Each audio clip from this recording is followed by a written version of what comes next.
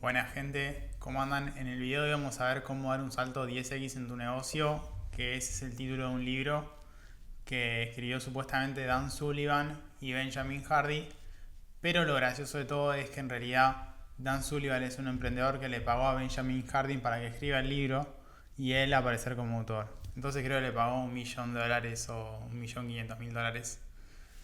Así que nada, una locura.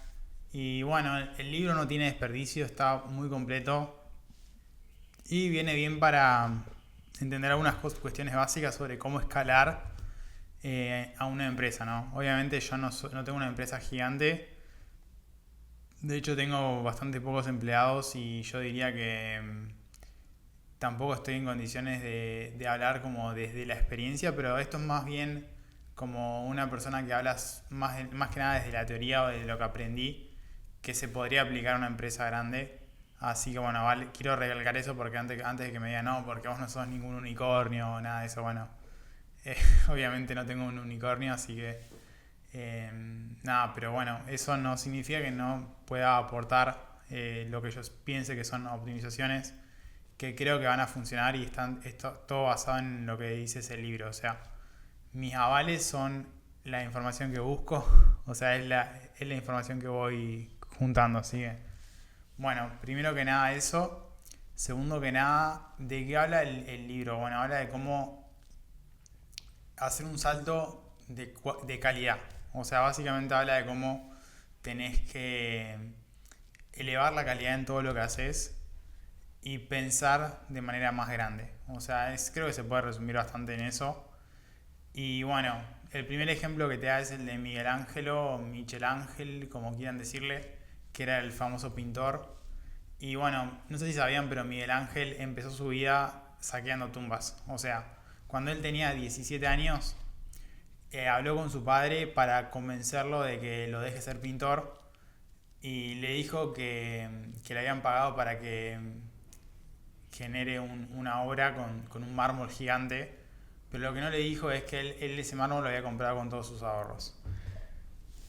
Y bueno, ¿qué pasó con Miguel Ángel? Bueno, empezó a hacer la obra que tenía pensada, que era un Hércules, y en el medio del camino se dio cuenta que le faltaba como insights o conocimiento verdadero sobre cómo era la anatomía humana.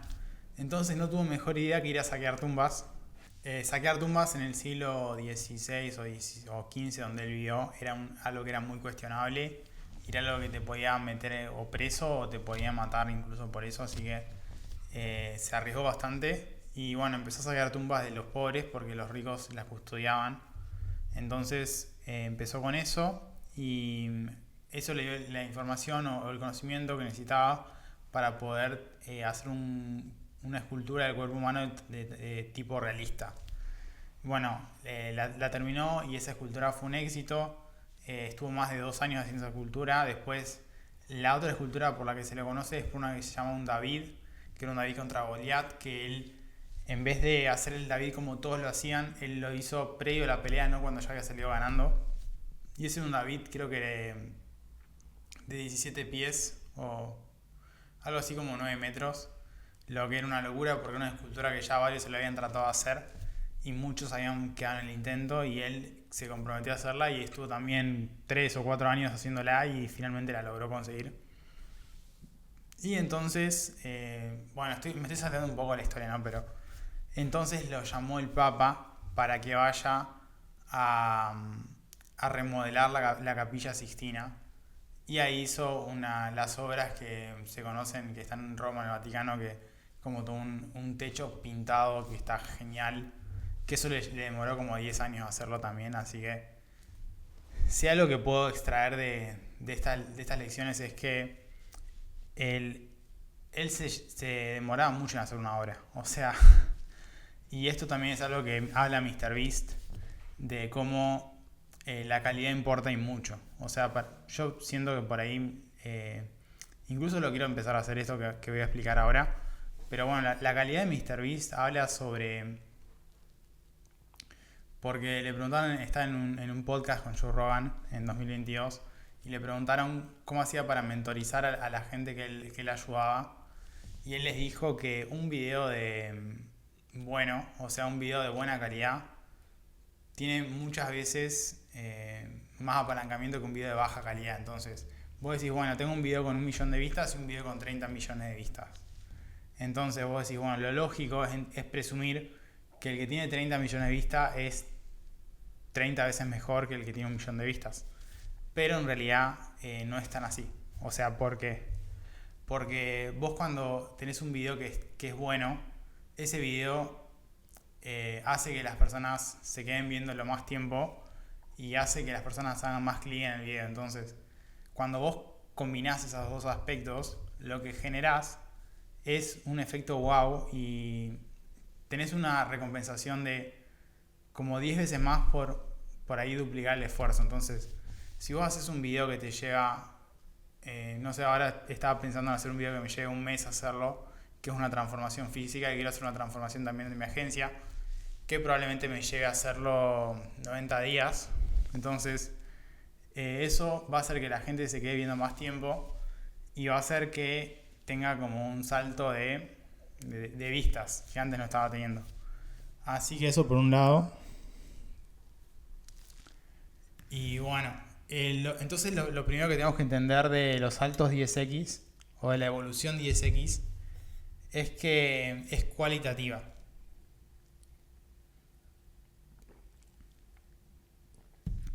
La evolución 2x, que es la contrapartida o el villano, es una evolución que es cuantitativa. O sea, la evolución 2x se trata de hacer un 10% más de esfuerzo. Se trata de hacer las cosas un poquitito mejor. Se trata de ir haciendo pequeños ajustes. La evolución 10x se trata de hacer las cosas radicalmente distintas. O sea, lo que te llevó del punto A al punto E no te va a llegar del punto B al punto C. Entonces, eso significa que vos tenés que encontrar la vuelta para cambiar. O sea, la base del libro es una estructura que dice que vos tenés del 100% de tus actividades, tenés un 20% que son tus actividades clave y un 80% que tenés que delegar. Entonces, la mayoría de la gente, ¿qué hace? Se queda con el 80% de las actividades clave y delega el 20%. Entonces, o cambia el 20%. Entonces, lo que vos tenés que hacer es elegir un 20% e innovar con un 80% nuevo. No sé si se entendió bien.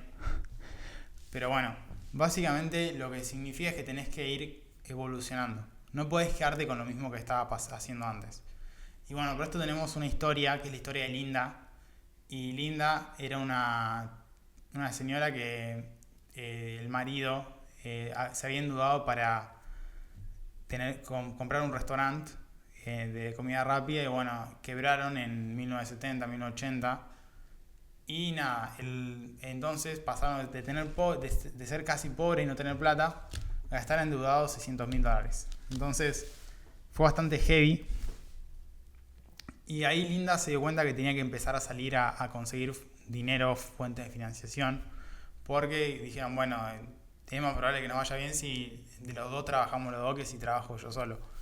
Entonces Linda empezó a meterse en las bienes raíces y bueno, el primer año fue algo normal, ganó poco dinero y bueno, empezó a ir a seminarios, ir a lugares, convenciones, y en las convenciones se dio cuenta que muchos de los top agentes de bienes raíces de todo el país tenían una secretaria, entonces, o tenían un asistente.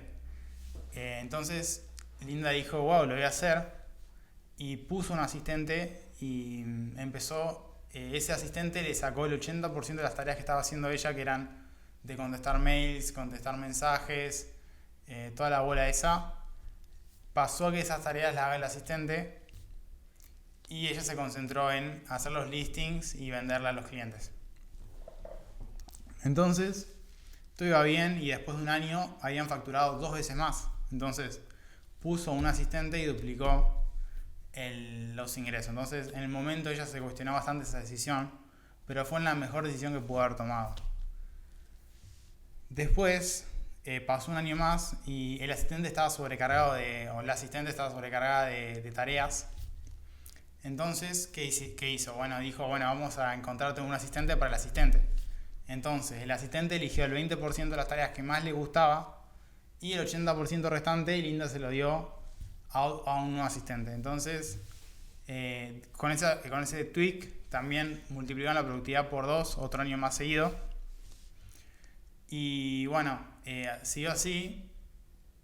Y el siguiente salto 10x de Linda fue que se dio cuenta que muchos de los agentes top eran especialistas. ¿Eso qué significa? Que no hacen cosas generales, o sea, tienen servicios anichados y concretos y delegan el resto. Entonces,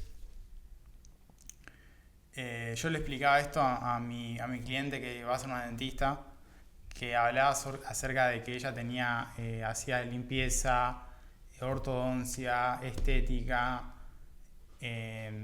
bueno, un montón de cosas. Entonces quedamos en que ella iba a empezar a delegar un poco y que ella se iba a encargar de hacer las actividades especiales para cada área. Entonces, que se iba a encargar de hacer la parte de estética de ella, pero iba a delegar ortodoncia, iba a delegar las limpiezas y iba a delegar las consultas. Entonces, ella se encargaba de hacer lo que más rentable le sale y delega todo el resto. Entonces, volviendo a Linda, hizo eso y volvió a duplicar su facturación. Linda lo que hizo fue de los listings y vender, se encargó de hacer listings solamente, que es lo que más le gustaba, y empezó a pagar comisiones a otras personas para que se encarguen de entregar el servicio ese. Entonces ya no se tenía que encargar de todo. Entonces, bueno, con todo ese cambio que hizo, logró multiplicar por 10 su facturación. O sea, una locura de lo que estaba ganando con todos esos cambios. Pasó a facturar muchísimo más. Y facturó tanto que rompió el sistema, básicamente. O sea, hay algo que se llama rate busters, que son las personas que elevan el rate. O sea, que son las personas que facturan más o producen más que todos. Y los rate busters lo que hacen es que todos se sientan incómodos alrededor de ellos, porque constantemente les están como humillando por lo productivo, por los beneficios que están ganando el resto, mientras todos los demás están pasándola mal. Los rate busters están increíblemente prosperando y haciendo quedar a todos mal. O como diría los masivos, están ofendiendo con tanta progreso, con tanta abundancia.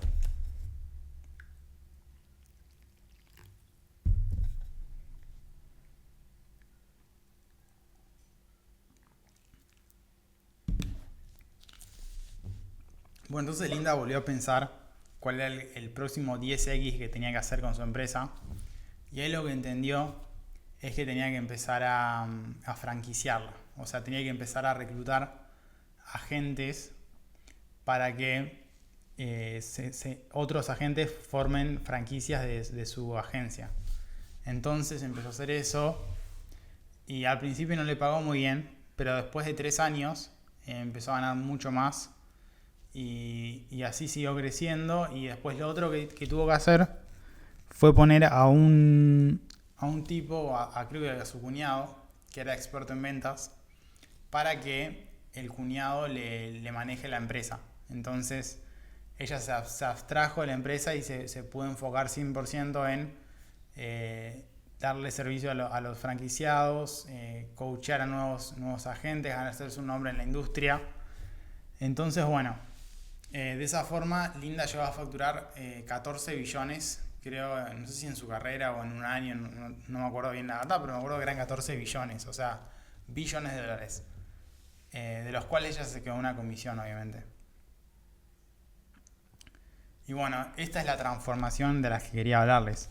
Ustedes, cuando están en su negocio de coaching o en su negocio de ingeniería o cualquier negocio, que básicamente, ustedes cuando tienen ese negocio siempre tienen que pensar cómo pueden delegarlo. O sea, hay un libro entero de esto que se llama Who Not How, también de Dan Sullivan y Benjamin Hardy, que habla acerca de que vos, cuando tenés un negocio, lo tenés que pensar: esto que estoy haciendo, ¿quién más puede hacerlo? O sea, vos tenés que siempre saber tu habilidad única. o sea, tu talento único. Y si vos estás haciendo 10 cosas al mismo tiempo, tu talento único va a ser solamente 2 o 3 cosas de esas 10 cosas que estás haciendo. Entonces lo que tenés que hacer es delegar todo el resto para que otra persona se encargue y vos te puedas enfocarte en tu talento único. Entonces este tip te puede cambiar la vida. Porque una de las cosas que hablan ellos es sobre cómo organizar tu tiempo. Y Dan Sullivan lo que tiene es que de los 365 días del año, tiene 180 que son días rest, o sea, días recovery. Y, o sea, ¿cuántas personas les gustaría tener 180 días al año para recuperar energías? O sea, estaría re piola. Pero bueno, Dan Sullivan tiene eso, o sea, es como su no negociable. Apenas empieza el año, lo primero que programa son 180 días para descansar.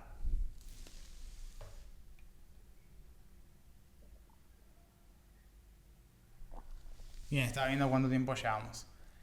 Así que nada, después lo otro que tiene son los días de buffer y los días de maker. Estos días de buffer o días de maker lo habla Graham Bell en un libro, creo que tiene, o no sé si es un extracto de su resumen anual. Y bueno, lo que te dice que los días de maker vos te enfocás en trabajar en bloques mínimos de 4 horas.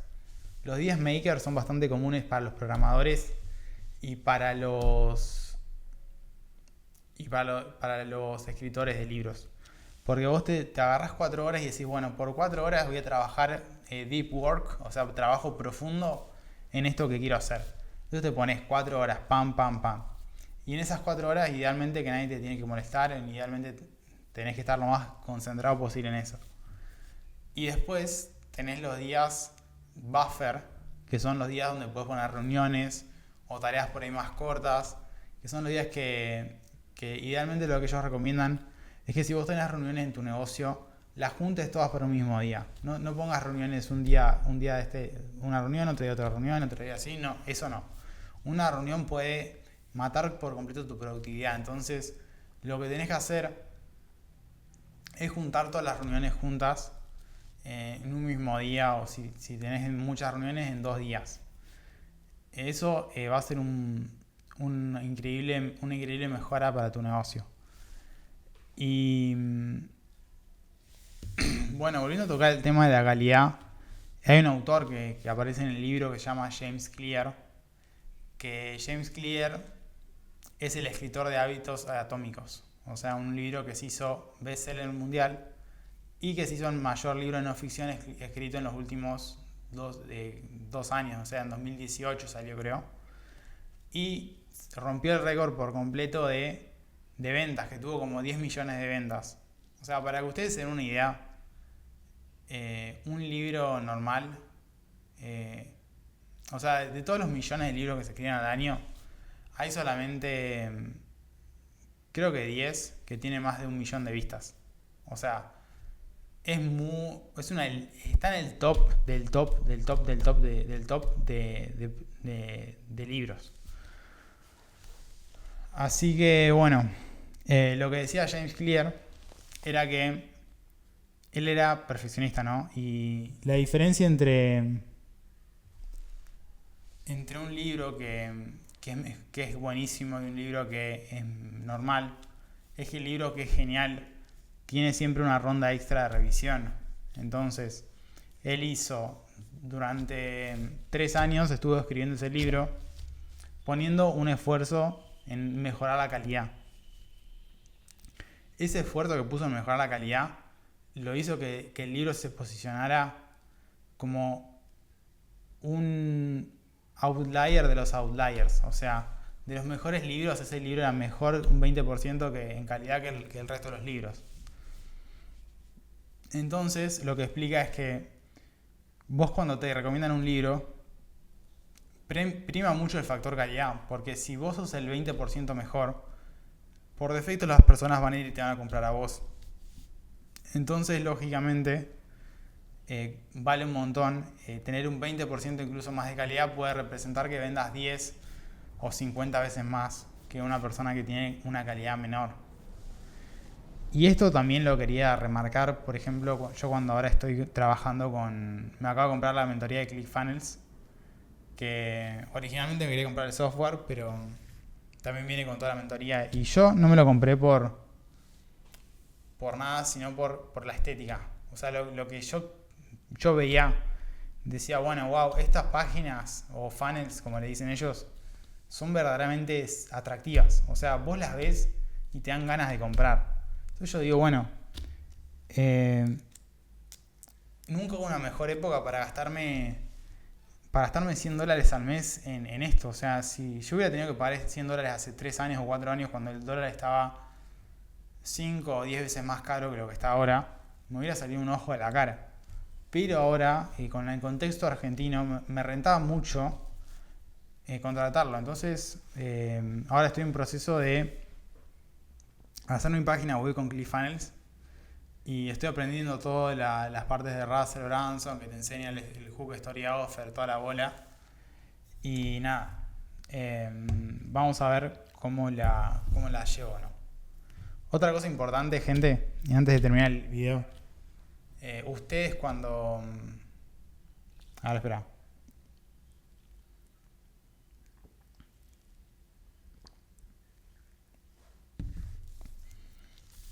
Charlie Munger, que era el socio de Warren Buffett, constantemente te decía, vos si querés ser exitoso en un área, tenés que hacer pensamiento profundo, o sea, deep thinking. Y eso es lo que ellos te decían. Entonces yo, llevándolo a eso, me di cuenta que mis mejores éxitos en la vida vinieron cuando hice pensamiento profundo. Porque cuando hacía dropshipping, yo antes de hacer dropshipping leí libros sobre cómo hacer dropshipping. Entonces, siempre que puedan, busquen libros. O sea, o por lo menos lo que a mí me funciona, buscar libros. O sea, busquen información cruda y consúmanla, véanla 1, 2 o 3 veces, 4, 5, todas las que haga falta. Y apréndanse el libro casi de principio a fin. Y eso los va a ayudar, los va a llevar al siguiente nivel. Porque ustedes cuando le tienen que vender algo a un cliente, tienen que convencerlo. O sea, tienen que convencerlo de que confíen en ustedes y que le den su plata para que ustedes le hagan mejorar su negocio. Entonces, si el cliente va y te ve y ve que vos sos serio y que la pensaste y que tenés buenas ideas, se la va a tomar completamente distinto que si vos vas y solamente le querés vender algo y estás todo como sin saber lo que estás vendiendo. Así que bueno, gente, eso es lo que quería decirles y nada, por acá lo dejo. Gracias por quedarse hasta acá y nos vemos la próxima.